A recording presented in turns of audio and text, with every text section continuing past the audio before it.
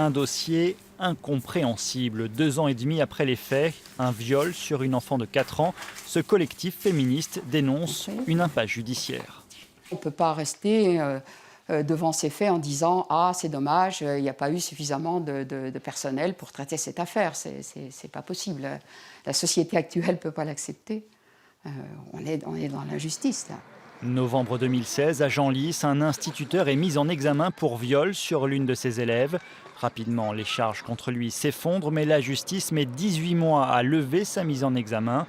Entre-temps, des traces de sperme sont retrouvées sur une culotte de la victime. L'ADN identifié est celui de l'un des membres de la famille.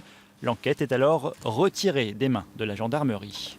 Une des pistes possibles, c'est une personne qui aurait commis des faits à proximité de la famille. Or, on sait aussi qu'un membre de la famille est dans la gendarmerie. Et donc, pour éviter toute polémique, le juge d'instruction a souhaité confier l'enquête à la PJ pour éviter toute polémique. Les associations croient l'affaire relancée. En novembre dernier, le père, l'oncle et le grand-père de la victime sont placés en garde à vue, mais relâchés sans mise en examen.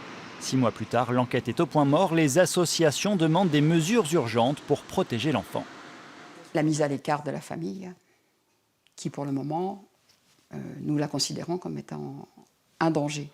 Contacté, le parquet n'a pas souhaité s'exprimer et se range derrière l'avis de l'aide sociale à l'enfance. L'an dernier, elle n'avait pas demandé de mesures particulières de protection.